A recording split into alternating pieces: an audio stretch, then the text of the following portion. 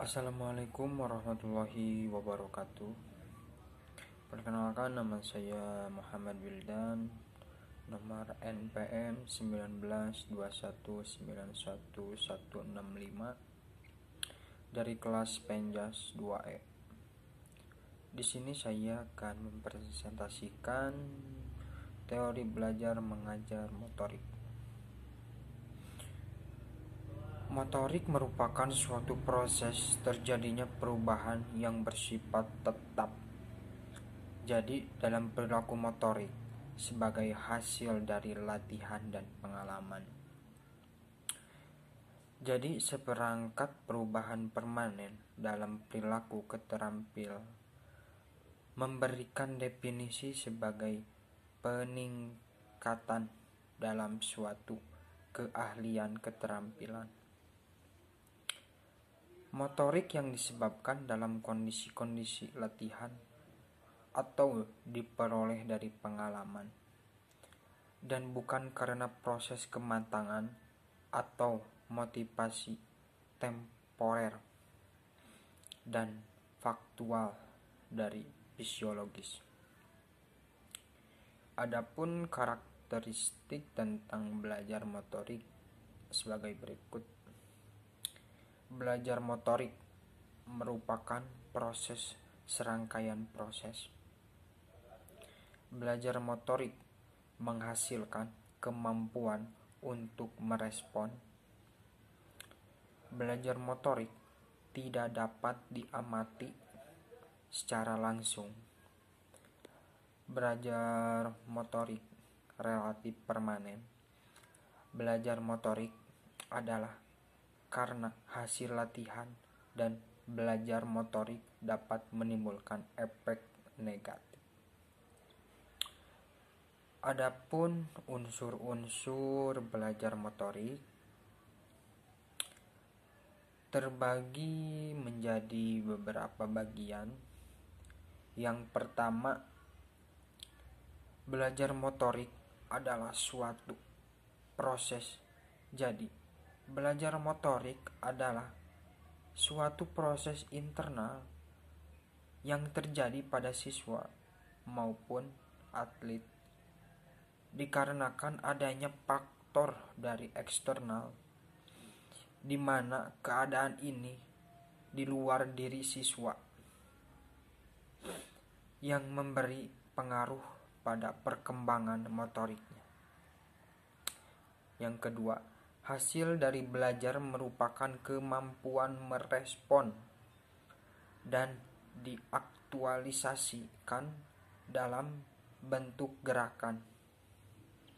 Jadi, siswa dapat menguasai faktor-faktor internal dari suatu keterampilan yang dilakukan secara teratur dan tepat waktu.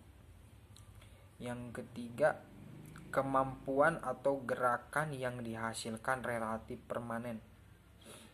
Keterampilan ini merupakan yang dikuasai dan dipelajari oleh siswa, dapat melekat pada dirinya dalam waktu relatif lama. Yang keempat, keterampilan gerak akibat dari latihan dan pengalaman. Keterampilan motorik ini merupakan bukan karena pertumbuhan maupun perkembangan atau kematangan, melainkan hasil dari latihan. 5. Perubahan karena negatif dan atau positif. Atlet berlatih pada dasarnya ingin atau kebutuhan dan meningkatkan kondisi fisik dan motoriknya yang sudah dikuasai, dan agar supaya meningkatkan dan mempertahankan prestasinya.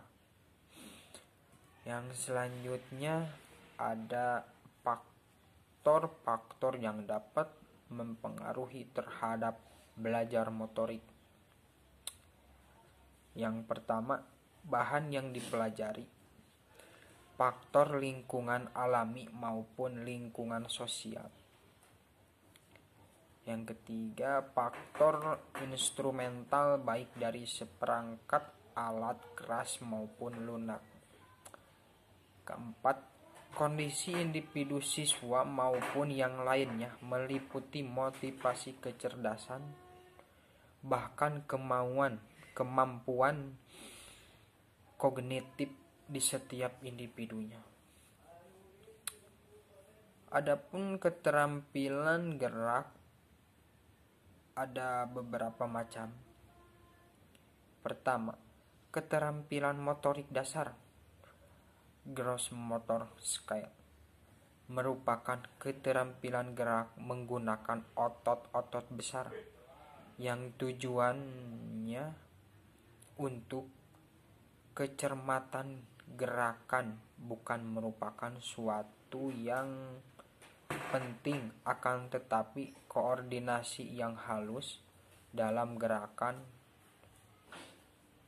adalah hal yang paling penting, karena motorik dasar bisa meliputi seperti contohnya melempar, berjalan, dan meloncat. Keterampilan motorik halus, fine motor skill, merupakan keterampilan motorik yang halus, memerlukan kontrol dari otot kecil dari tubuh untuk mencapai tujuan dari keterampilan.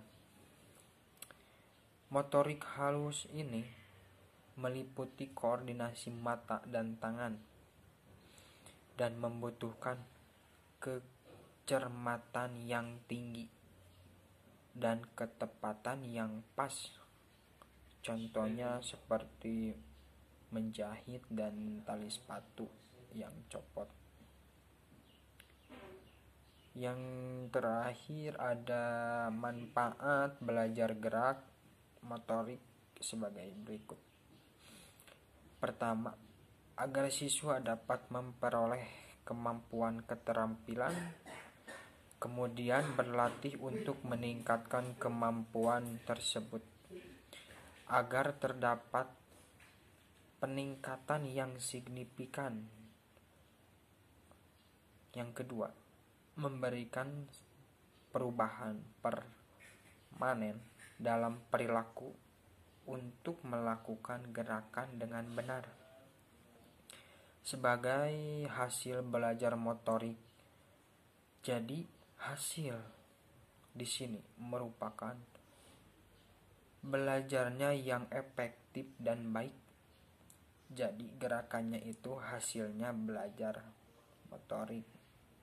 Jadi gerakan ini ada prosesnya untuk mencapai tujuannya.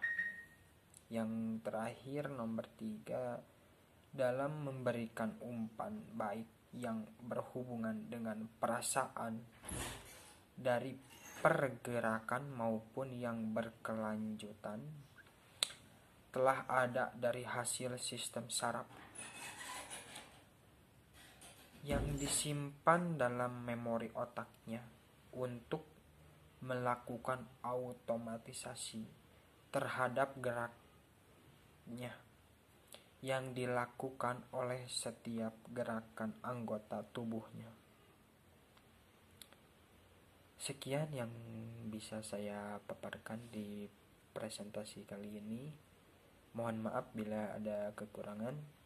Wabillahi taufiq wal hidayah. Wassalamualaikum warahmatullahi wabarakatuh.